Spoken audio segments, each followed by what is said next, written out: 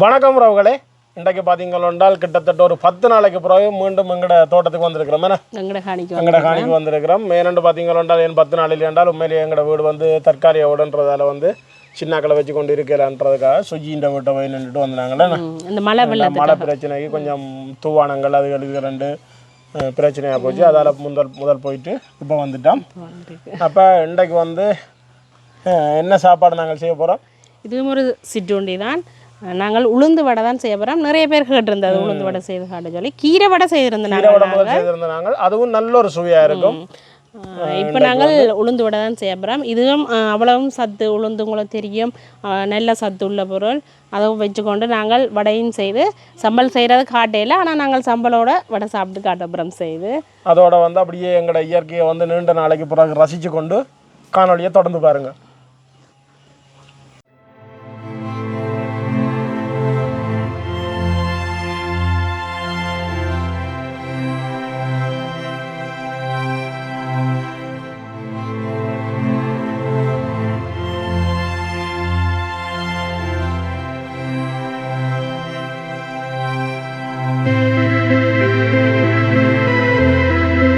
இப்போ வடை சுட தொடங்கலாம்.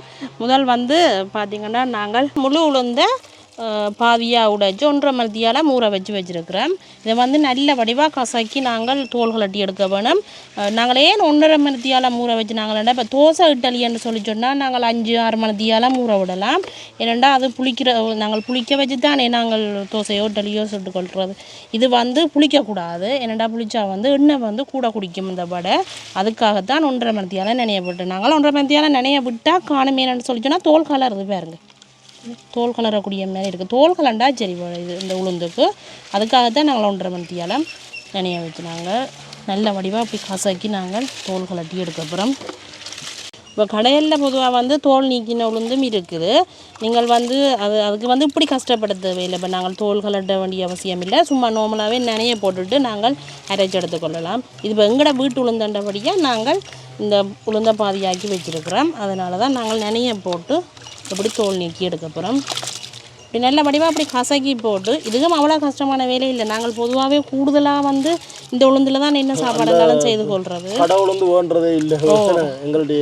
அதுன்ற விலை கூட உண்மையாகவே தெரியாது. நாங்கள் இப்படி கசக்கி போட்டு இப்படி நாங்கள் கொஞ்சம் கொஞ்சமாக இப்படி வடித்து எடுத்தாலே கோது வந்து அப்படியே வந்துடும் பாருங்க.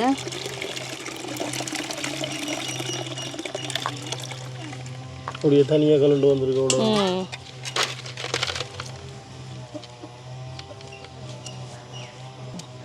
நாங்கள் இப்படியே நல்ல வடிவாக கசக்கி அரிச்சரிச்சு எடுப்போம். நாங்கள் நல்ல வடிவாக தோலெல்லாம் நீக்கி கழுவி எடுத்துட்டோம்.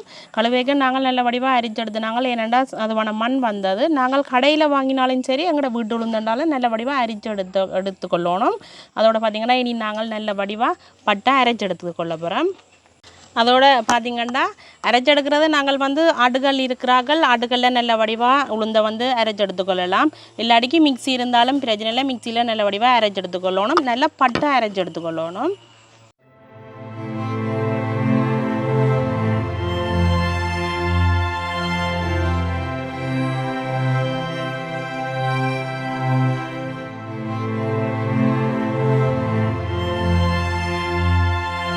நாங்கள் உளுந்தை வந்து நல்ல பட்டை அரைச்சிட்டோம் பாருங்க.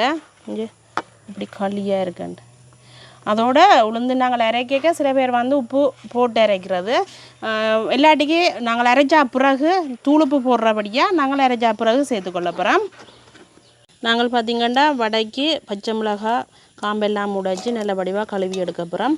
அதோட சின்ன வெங்காயம் நிறைய போடலாம், நல்லா இருக்கும் வடைக்கு. சின்ன வெங்காய தோல் எல்லாம் உரிச்சு எடுத்துருக்குறோம். எல்லாத்தையும் நாங்கள் கழுவி எடுத்துட்டு நல்லா சின்ன அரிஞ்செடுக்கணும்.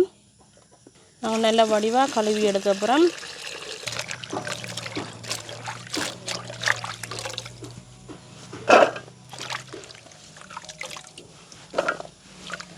அதோடு நாங்கள் கருவேப்பிலையும் நல்ல வடிவாக கழுவி எடுப்போம். நாங்கள் வெங்காயம் பச்சை மிளகாயை வந்து நல்ல மெல்லிசாக சின்னனா அரிய வேணும். ஏனென்றால் வடை வந்து தட்டி போடைக்காக பெருசாக அரிஞ்சால் வந்து உடைய பார்க்கும் வடை. அதனால் நல்ல சின்னனா அரியுவோம். அதோட கருவேப்பிலையும் நாங்கள் அப்படியே தான் அரிஞ்சு போட அப்புறம் பச்சை மிளகாய் சேர்க்காட்டிக்கு நீங்கள் பச்சை மிளகாய் விருப்பம் இல்லைன்னு சொன்னால் செத்தல் மிளகாயை நாங்கள் இடித்து போட்டும் போட்டுக்கொள்ளலாம். நாங்கள் வளமையாகவே பச்சை மிளகாய் தான் போட்டு சுடுறபடியாக பச்சை மிளகாய் போடுறோம். நாங்கள் வடைக்குரிய வெங்காயம் பச்சை மிளகாய் அதோட கருவேப்பிலையெல்லாம் நல்லா சின்ன சின்ன வெட்டி எடுத்துட்டோம். இப்போ நாங்கள் முதல் வந்து தேவையான அளவு உப்பு சேர்க்க போகிறோம். பார்த்திங்கன்னா தூள் உப்பு தான் சேர்க்கிறோம். அதோட அடுத்ததாக பார்த்திங்கன்னா நாங்கள் வெட்டி வச்சிருக்கிற வெங்காயத்தை போடுவோம்.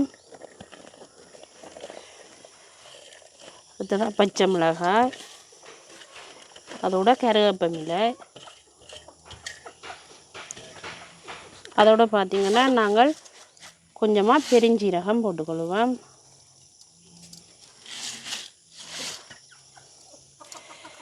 இப்போ வந்து நாங்கள் நல்ல வடிவாக குழைக்கணும். நல்ல வடிவாக பொங்கத்தக்கனே நாங்கள் இப்படி அடித்து குழைக்கணும். இந்த உப்பு எல்லாமே நல்ல வடிவாக சேரத்தக்கனையாக நாங்கள் குழைக்கணும்.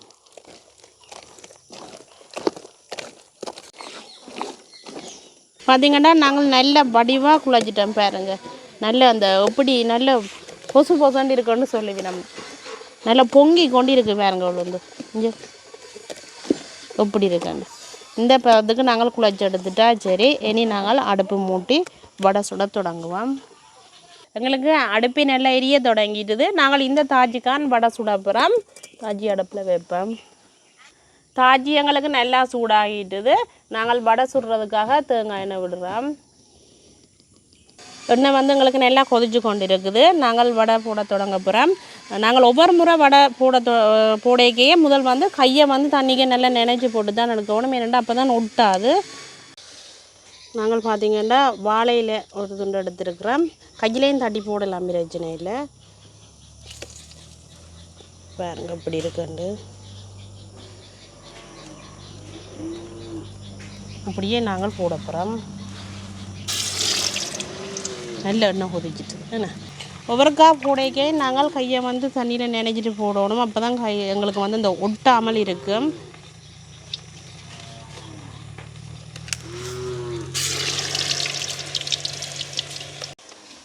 எங்களுக்கு வடை ஒரு பக்கம் நல்லா பொரி வருடுது பாருங்க. நாங்கள் மற்ற பக்கம் பிரட்டி விடுவோம். எல்லா வடையிலையும் இப்படியே பிரட்டி விடுவோம். நாங்கள் பார்த்திங்கன்னா எங்களுக்கு வடை நல்லா பொரிஞ்சிட்டுது. நாங்கள் நல்ல வடிவாக எண்ணெயை வடித்து போட்டு எடுப்போம். அங்கே இப்படி இருக்காண்டு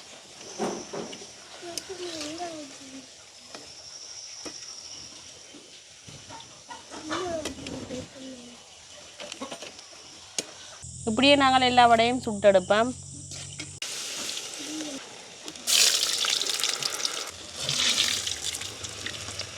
நாங்கள் பார்த்திங்கன்னா எல்லா வடையெல்லாம் சுட்டு எடுத்துட்டோம். இனி நாங்கள் சாப்பிட்டு பார்ப்போம். நாங்கள் வடைக்கு சம்பளம் எடுத்துருக்குறோம். பாருங்க இப்படி இருக்குன்னு வடை சாப்பிட்டு பார்ப்போம். இப்போ பார்த்தீங்களாண்டால் வடை சம்பல் பிளேண்டி ஏன்னா எல்லாம் வச்சிருக்கிறோம். அதோட வந்து அம்மா இருக்கிறா, தங்கச்சி இருக்கிறா. இவ்வளவு பேர் தான் இன்றைக்கு சாப்பிட போறோம் தானே. அதுவும் நாங்கள் இன்றைக்கு வடையெல்லாம் சுட்டு எடுக்க இருட்டு பண்ணிட்டு தானே, 7:30 ஆகிட்டு தானே. அப்போ நாங்கள் சாப்பிட்டு பார்ப்போம் தானே. சாப்பிட்டு பார்ப்போம். இந்த வடைக்கு இப்படி சம்பளை தொட்டு சாப்பிடுவோம்.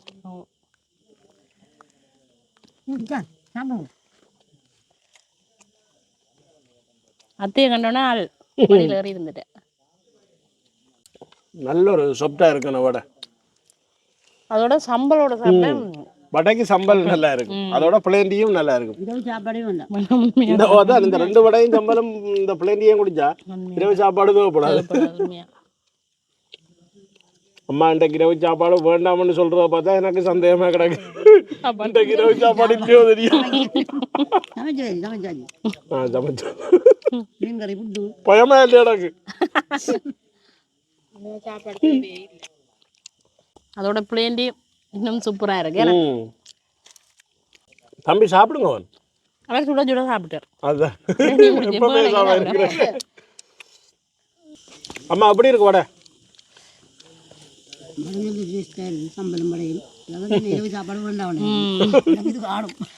அந்த மேல் தோலெல்லாம் நல்ல முறுமுறுப்பா இருக்கு. உளுந்து வடையண்டா சொல்லுவா வேணும் அவ்வளவும் சத்து தானே. அதான் மற்ற அந்த எண்ணெய் எல்லாம் குடிக்கல இங்கே கையில் எண்ணெயே இல்லை. அதான் அதுதான் உள்ள விஷயமே. ஓ ஏனெண்டா நாங்கள் உளுந்த வந்து கன நேரம் நினைய விடக்கூடாது. நினைய விட்டால் எண்ணெய் வந்து குடிக்கும். அதுக்காக 1 மணித்தியாலம் தொடக்கம் 2 மணித்தியாலம் கடைசி வந்து 2 மணித்தியாலம் வரைக்கும் நாங்கள் நினைய போடலாம். அது கூடவா போடக்கூடாது. நினைய நல்ல ஒரு சொப்டாகவும் டேஸ்ட்டாகவும் இருக்குது இந்த வடை. உண்மையிலேயே பார்த்தீங்கன்னா நீங்களும் இப்படி என்ன சொல்கிறது இயற்கை உணவுகளை செய்து சாப்பிடுங்க. ஏன்னா நல்ல சத்தாயம் இருக்கும், உடம்புக்கு வந்து நல்ல ஆரோக்கியமாயும் இருக்கும். அப்போ நாங்கள் இதோட இந்த வீடியோ முடிச்சுக்கொள்வோம். என்ன முடிச்சுக்கொள்வோம். நன்றி, வணக்கம்.